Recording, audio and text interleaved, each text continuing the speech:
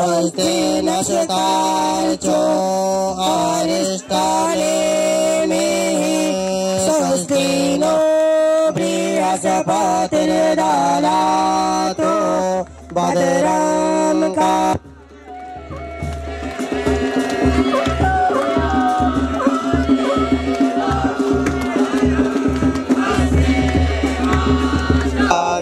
जगतराः स्थिरैरङ्गैस्तुष्टुवागुंसस्तानो शान्ति ब्रह्म शान्तिः सर्वगुं शान्तिः।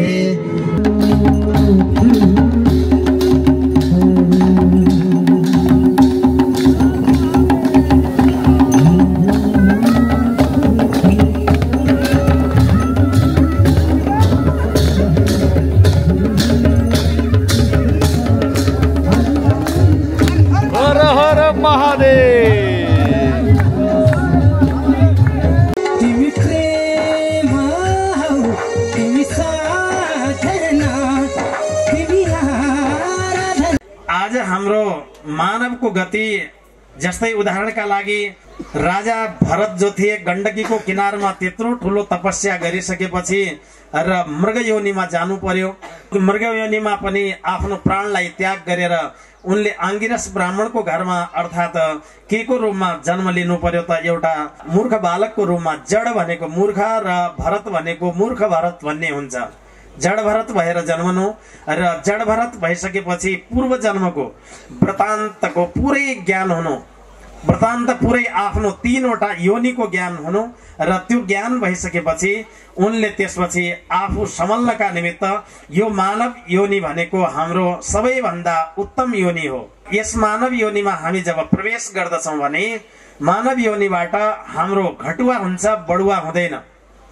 किनभने मानव नै सबभन्दा सचेत प्राणी हो भनिएको छ नि। मानवलाई के भनिएको छ भने आहार निन्द्रा भयसन्ततित्वं सामान्यमेतत् पशुभिर नराणाम ज्ञानम हि तेषाम अधिकम वशिष्ठम ज्ञानेन हीना पशुभिः समाना।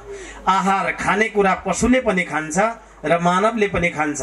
निन्द्रा सुत्ने कुरा पशुले पनि शुद्ध छ, मानवले पनि शुद्ध छ। भय डर मान्ने कुरा पशुमा पनि हुन्छ, मानवमा पनि हुन्छ। आहार निन्द्रा भय सन्ततित्वम र सन्तानोत्पादन पशुले पनि गर्दछ, मानवले पनि गर्दछ। मात्र एउटा मानवमा बढ्ता भएको गुण के हो त? आहार निन्द्रा भय सन्ततित्वम सामान्यमेतत् पशुभिर नराणाम ज्ञानम हि तेषाम अधिकम वशिष्ठम ज्ञानेन हीना पशुभिः समाना।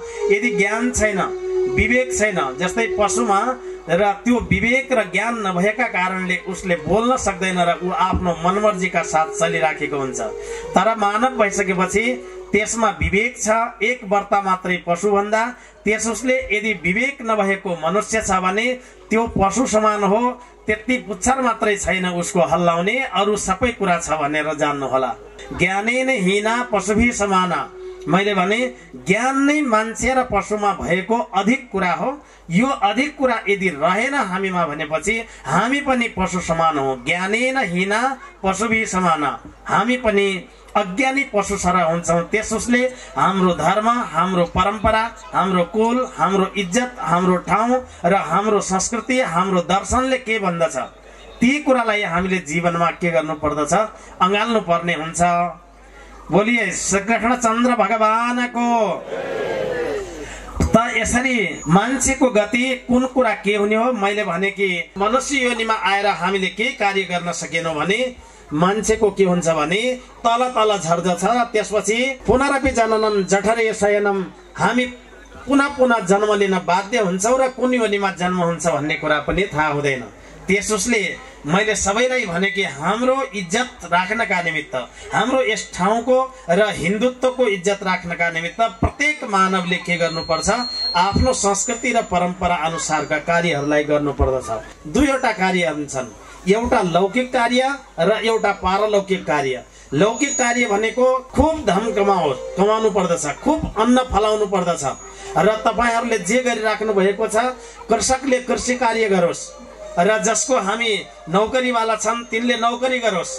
तर त्यो मात्रै थाहा पाउनुहोस् कि हामीमा आएको धन कतै अशुद्ध धन त छैन। त्यो अशुद्धिको धन छ भनेपछि त्यसलाई शुद्ध गर्ने उपाय भनेको के हो भनेपछि दान नै हो।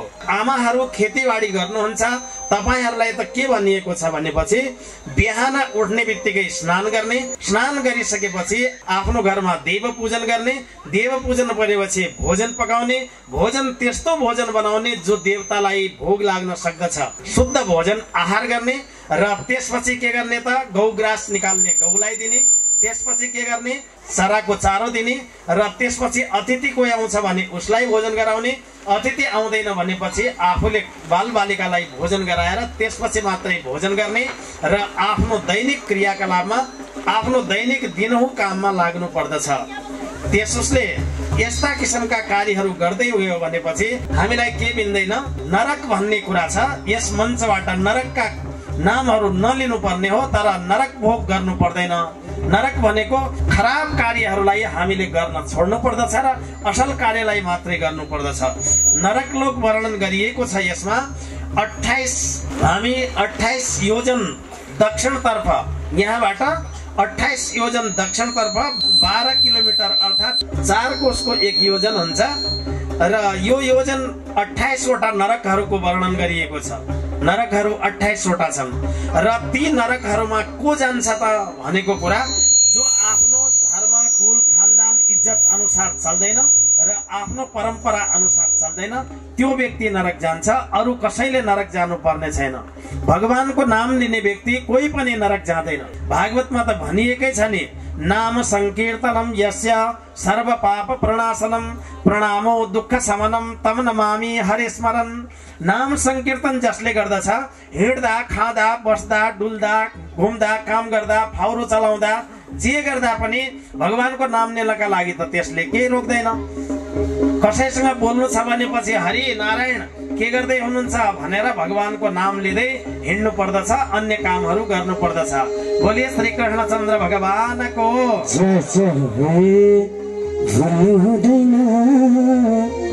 भुल्नु हुँदैन, मुखमा राम हातमा काम भुल्नु हुँदैन, भुल्नु हुँदैन, भुल्नु हुँदैन, मुखमा राम हातमा काम भुल्नु हुँदैन, भुल्नु हुँदैन, भुल्नु हुँदैन, मुखमा राम हातमा काम भुल्नु हुँदैन, मुखमा राम हातमा काम भुल्नु हुँदैन।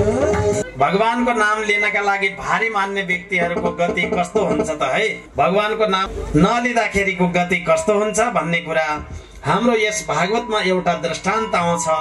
अजामिलोपाख्यान यसैमा आउँछ। हाम्रो कान्यकुब्जमा एकजना ब्राह्मणको परिवार थियो। कान्यकुब्ज गाउँको नाम थियो अजामिलको। बडो आनन्दसँग त्यो ब्राह्मणको परिवारमा नैष्ठिक कार्यहरू मात्रै हुने गर्दथे। त्यो नैष्ठिकतालाई बदल्नका निमित्त एकजना अजामिल भन्ने पुत्र भए र आफ्ना आमा बुवासँग द्रोह गर्न थाले। बडो राम्रो छ यो नरक लोक वर्णनमा अजामिलोपाख्यान। द्रोह गर्न थाले। द्रोह गरिसकेपछि बुवा आमाले पनि प्राण त्याग गरे र उनी नैष्ठिक ब्राह्मण कस्ता भए भने दास्य संसर्ग दूषिता भनेर भनिएको छ उनको बारेमा।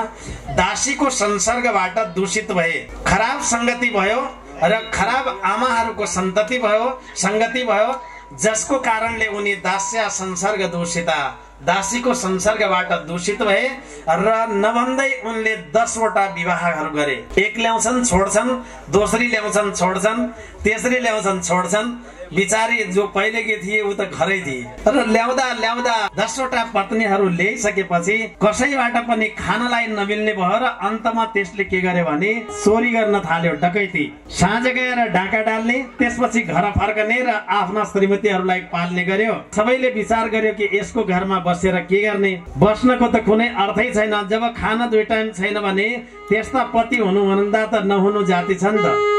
जसले दिनभरि काम गरेर पनि साँझ पक्क दारू खाएर पत्नीलाई बस्न दिँदैनन् भने त्यस्ता पति हुनुहुँदा नहुनु ठिक छ, छोड्नु पर्छ। त्यस्तो खानेहरूले छोड्नु पर्छ। यदि छोडेनौ भनेपछि भागवत श्रवणको यो शैलेश्वरमा भागवत सुनिराख्नु भएको छ। तपाईहरुलाई मेरो अनुरोध छ, कति काम गरिराखेका छन् हाम्रा आमाहरू। हाम्रो उसमा त के छ भने यत्र नारीस्तु पूज्यन्ते रमन्ते तत्र देवता।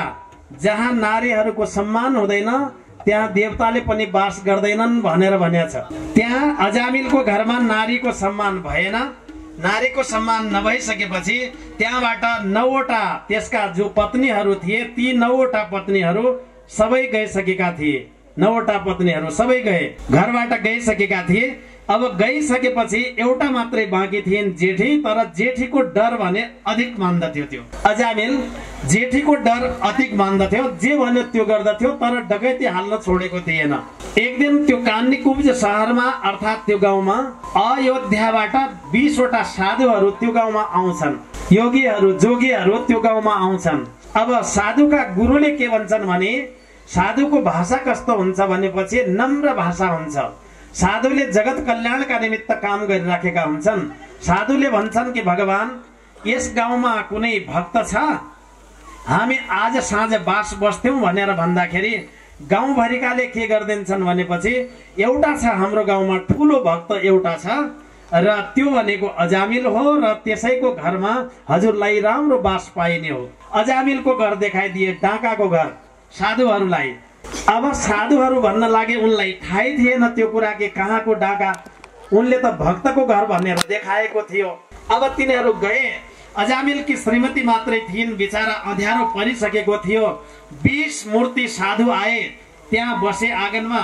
आँगनमा बसेर के भन्दछन् भनेपछि माता हामीलाई बास पाइन्छ, आज साँझ तिम्रो आँगनमा बस्छौँ हामी र हामी खाना माग्दैनौँ, तर भक्तको घर यो भनेर गाउँलेले देखाएको। गाउँमा त त्यही त हो, अलि जो खराब छ उसलाई खिसी काटेर पनि सबभन्दा ठुलो भक्त यो छ भनेर अजामिलको घरमा लगाइदिएको थियो। अजामिलकी पत्नी भन्छन् कि आँखामा अश्रुधाराहरू निकालेर उनी भन्दैछन् कि बाबा मेरो घर भनेको अशुद्ध भइसकेको छ, यहाँ अनेक मृत्युहरू भइसकेका छन्, वधहरू भइसकेका छन्। यो घरमा हजुरले बस्नु भनेको नरकको बाटोतर्फ जानु हो। म त बसेकी छु, हजुरहरू यहाँबाट जानुहोस्। साधुले भने कि हामी सप्रेकोलाई बिगार्ने होइनौँ, हामी जो बिग्रेको छ त्यसलाई सपार्ने हो। साधुको काम हुन्छ बिग्रेकालाई सत्मार्गतिर लगाउने, त्यो साधु हुन्छ। जसले योगी त्यो हो, जसले परमात्मासँग त्यसको योग गराइदिन्छ, मिलन गराइदिन्छ, त्यो योगी हुन्छ। उनले सोचे कि साँच्चीकै गाउँलेहरूले हामीलाई यहाँ भनेछ भने आज यसको पति अजामिललाई हामीले के न के गरेर जानु पर्दछ। माता रुन्छन्, भित्रबाट अलिकति धुलो ल्याएर दिन्छन् कि यसको चूर्ण बनाएर खानुहोस् महाराज भन्छन्। तर उनी भन्छन् कि हामी पानी मात्रै पिउँछौँ, केही कुरा पनि खाँदैनौँ। नाम संकीर्तन हुन्छ, 20वटा साधुहरू त्यहाँ बसेर नाम संकीर्तन हुन्छ। सबै भगवान श्री नारायणको नाम लिइराखेका छन्। सबैजना साधुहरू त्यहाँ बसेर कसरी लिइराखेका थिए भगवान श्री नारायणको नाम भने अजामिल डाका हाल्न गएको छ, उहाँ नाम संकीर्तन चलिराखेको छ। बोली नारायण भगवानको।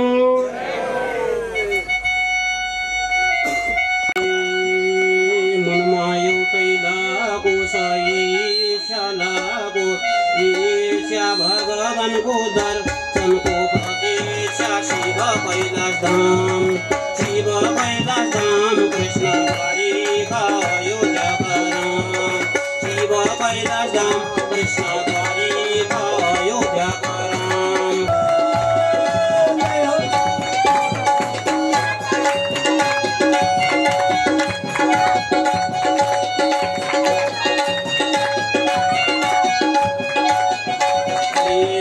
शास्त्र पढी हो कहिले सगनु हो, कहिले सगनु कस्तो लीला हो जानी नसक्नु। शिव कैलाश धाम, शिव कैलाश धाम, कृष्ण द्वारिका अयोध्या कराम। आनन्द कन्द भगवानको।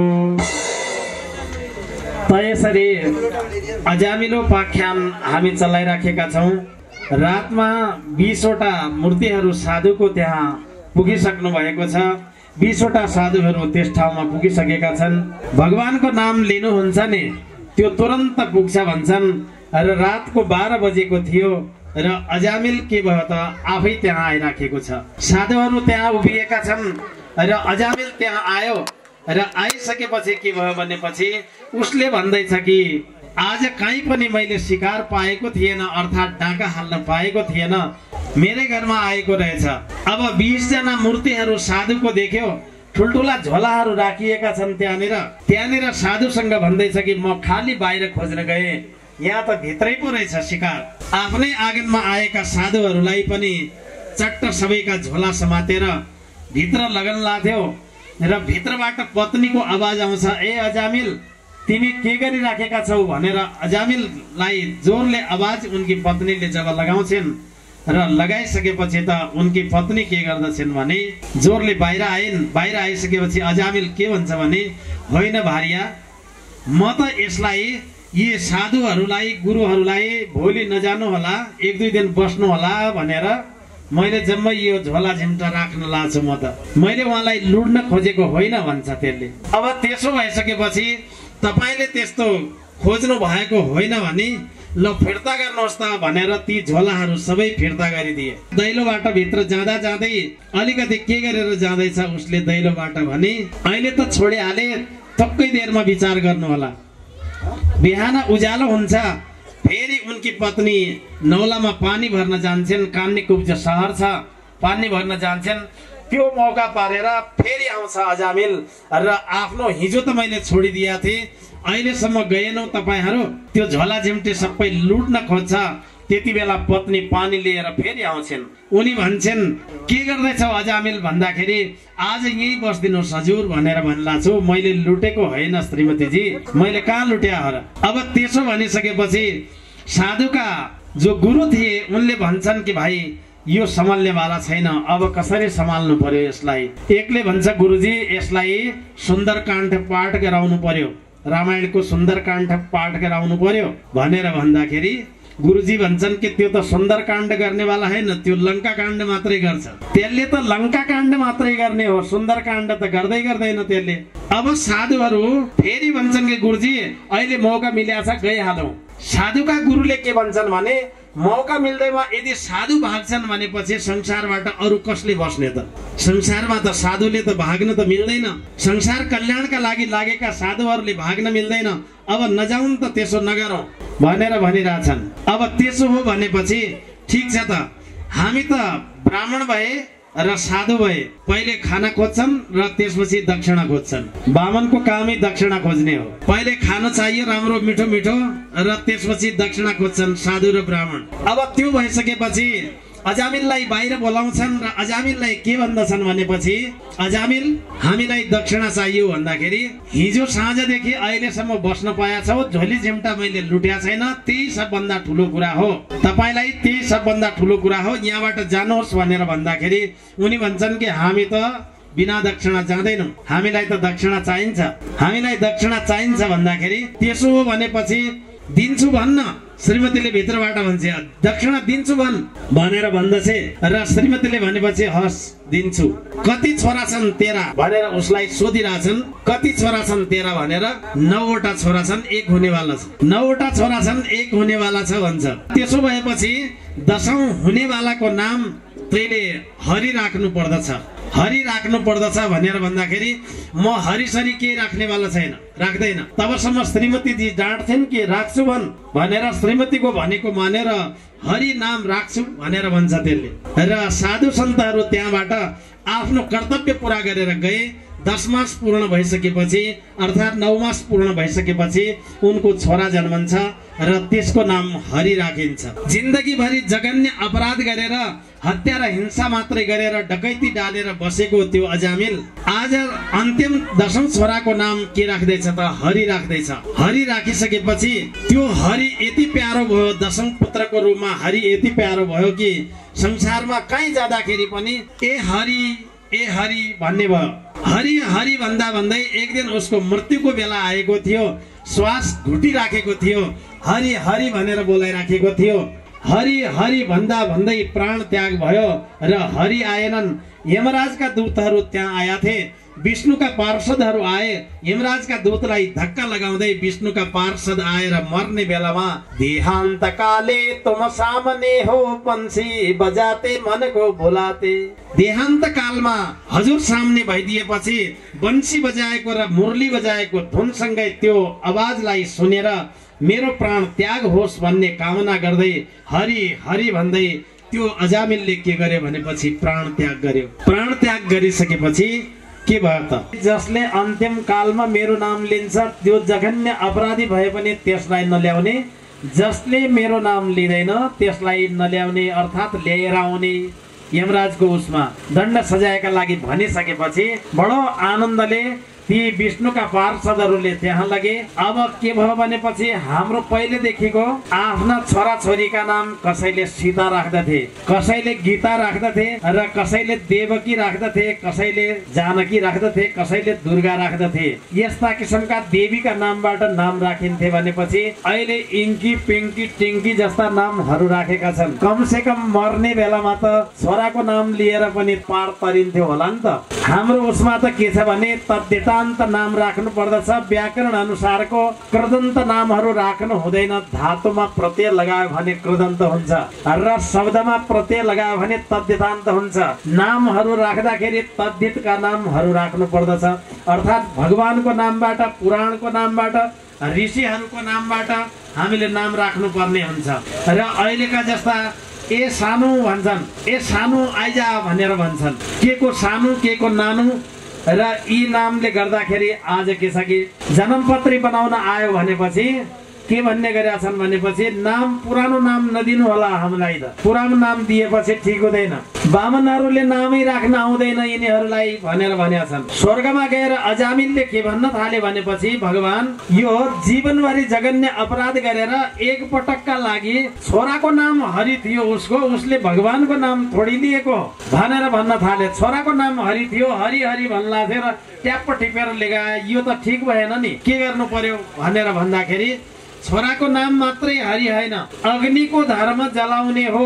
अग्निले जलाउने काम मात्रै गर्दछ। जस्तै यहाँनिर मुर्दा आयो भने त्यसलाई पनि जलाउने त्यही अग्नि हो, यहाँनिर हवन गरिरहेछ भने त्यसलाई पनि जलाउने त्यही अग्नि हो। अग्निको नाम जसरी जलाउने हो त्यसै गरेर भगवानको नाम कोही रिसले लिन्छ भने पनि पार तार्ने हो, कोही मायाले लिन्छ भने पनि पार तार्ने हो, कोही छोराको नाम भन्छ भने भगवानैको नाम हो, कोही भगवानको नाम भन्छ पनि भगवानकै नाम हो।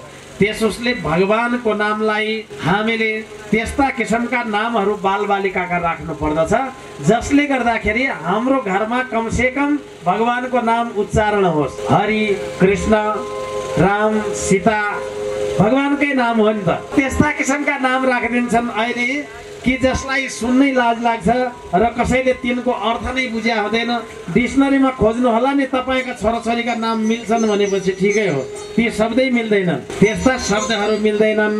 बोलिए श्री कृष्णचन्द्र भगवानको जय जय होस्। हे जिन्दगीमा जपेनौ हरि पर्यो दुःख सम्झिन्छौ बेसरी। जपेनौ हरि पर्यो दुःख सम्झिन्छौ बेसरी।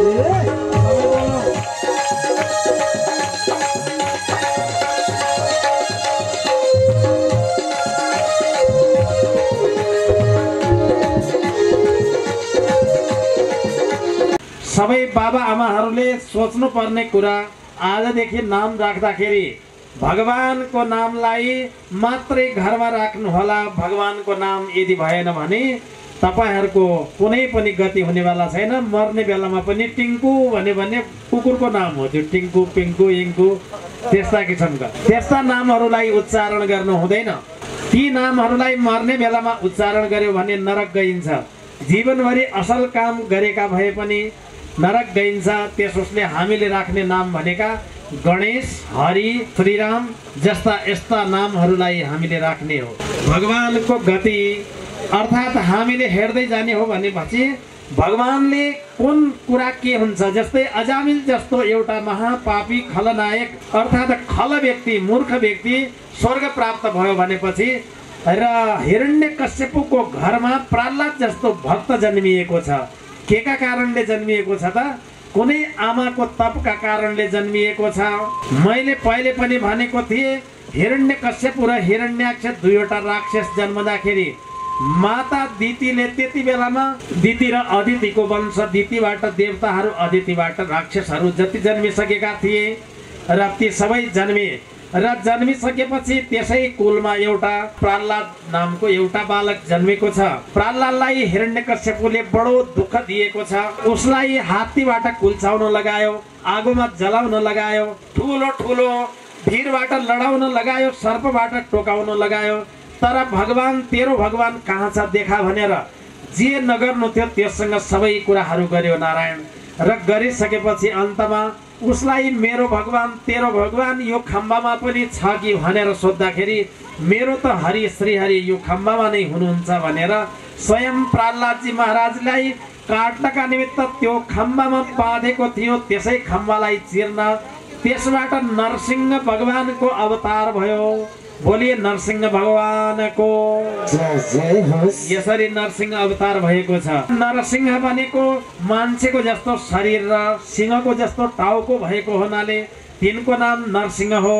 नरसिंह भगवानले आइसकेपछि सारा मान्छेमा तराई तराई माचियो। बाघको जस्तो टाउको भएको र त्यसपछि मान्छेको जस्तो शरीरको भएको हुनाले देवताहरू आकाश मार्गबाट हेर्न थाले। सबैले पुष्पवृष्टि गर्न थाले, देवावतार भयो भनेर भन्न थाले। तर कहाँको देवावतार हुनु, नरसिंह छ भनेर सबै डराउन थाले। त्यो देखिसकेपछि भगवान श्रीहरि त्यो बालकलाई हेरिराख्नु भएको छ। कसलाई भने प्रहलादलाई हेरिराख्नु भएको छ। प्रहलाद त्यहाँनिर बसेको छ। तलाई म देखेर डर लाग्दैन भन्दाखेरि एउटा छोरालाई बुवा देखेर डर बिल्कुल पनि लाग्दैन। बुवालाई देखेर कसैलाई डर लाग्छ र? बिल्कुल पनि लाग्दैन। मेरो त हजुर बुवा होइबक्सिन्छ, मैले डर मान्ने कुरो भएन भन्दाखेरि माग जे माग्छस् माग, तलाई म दिनका लागि तयार छु भनेर भन्दै थिए भगवान नरसिंह। र नरसिंह भगवानलाई भन्छ कि बालकले म माग्न त माग्छु तर दिने भएपछि माग्छु। ब्रह्माको पदवी पनि तैले यदि माग्छस् भने आज म तँलाई त्यो ब्रह्माको पदवी दिनेछु भनेका थिए। अब ब्रह्माको पदवी दिने भएपछि ब्रह्माजी थर थर थर थर थर कामिरहेछन्, मेरो पद पो उसलाई दिदिने हुन् कि भनेर। विष्णुको पदवी चाहिन्छ भने विष्णुको पदवी, कुनै देवताको पदवी चाहिन्छ भने त्यो देवताको पदवी पनि म दिनका लागि तयार छु। सारा देवताहरू काँपिराखेका थिए र प्रहलाद भन्छ कि मेरो सदैव हजुरमा भक्ति लागोस् र कहिले मलाई सांसारिक वस्तुहरू माग्ने कुरा मनमा पनि नआओस्। म यो माग्न चाहन्छु, माग्ने कुरा मेरो मनमा पनि कहिले नआओस् कि म यो मागौँ भन्ने यही वरदान मलाई दिनुहोस्। दिने भएपछि प्रभु त्यसपछि नरसिंह भगवानले बालक प्रहलादलाई काखमा बसालेर आशीर्वाद दिन्छन् कि हे बालक, तैले मागेको कुरादेखि म सन्तोष भए र आजदेखि तेरो नाम सारा देवताहरूले लिनेछन् भनेर भनेको हुनाले प्रहलाद जस्तो भक्त जन्मन गाह्रो छ। जस घरमा प्रहलाद जस्तो, जस राक्षसी प्रवृत्तिमा पनि प्रहलाद जस्तो बच्चा जन्मन्छ भने त्यो घर धन्य छ। जस्तै मैले भने 21 कुलहरू उद्धार हुन्छन् त्यसका। जुन घरमा प्रहलाद जस्ता र कपिल देव जस्ता बालकहरू जन्मन्छन् भने त्यसको 21 कुलको उद्धार गर्दछ। ती 21 कुलमा को हुन् भने 7 कुल आफ्नो, 7 कुल मामलीपट्टिको र 7 कुल ससुरालीपट्टिको 21 कुलको उद्धार हुन्छ। एक बालक यदि कुलमा सही जन्म्यो भने, यी 21 कुलभित्र एक बालक पनि जन्म्यो भने त्यसले 21 कुलको उद्धार गर्दछ। र त्यसपछि प्रहलादले पनि 12 भागवतमा नाम आयो उनको। 12 भागवतमा नाम आयो प्रहलाद जस्तो भक्त भनेर। त्यसैले हामीले जीवनमा माग्ने कुराहरू कहिले पनि माग्नु हुँदैन। माग्नु छ भने भगवानलाई माग्ने हो र माग्नु छ भने भगवानसँग माग्ने होइन, भगवानलाई माग्ने हो। र हामीले सांसारिक वस्तुहरू माग्यौँ भने त्यति मात्रै प्राप्त हुन सक्दछ जति हामीले मागेका छौँ। यदि त्यसलाई छोडेर हामीले अरू कुरा माग्यौँ भनेपछि त्यो प्राप्त हुन सक्दछ जो हामीले सोचेका पनि छैनौँ। त्यसोस्ले सांसारिक वस्तुहरूलाई माग्नु हुँदैन। बोलिए प्रहलादजी महाराजको जय जय होस्, आनन्द कन्द भगवानको जय जय होस्। शैल्या नदी बगेकी सालाला तारा मन्दिर साला, ओ शैल्या नदी बगेकी सालाला तारा मन्दिर साला, तारा मन्दिर साला। हरे गुफा राम्रो राउला तोली टापो राम्रो काँस्य उग्र तारा दर्शन गर्नु आउनु भयो बस्य शैल्य नदी बगेकी सलला उग्र तारा मन्दिर शैल्य नदी बगेकी सलला उग्र तारा मन्दिर शैल्य नदी बगेकी सलला उग्र तारा मन्दिर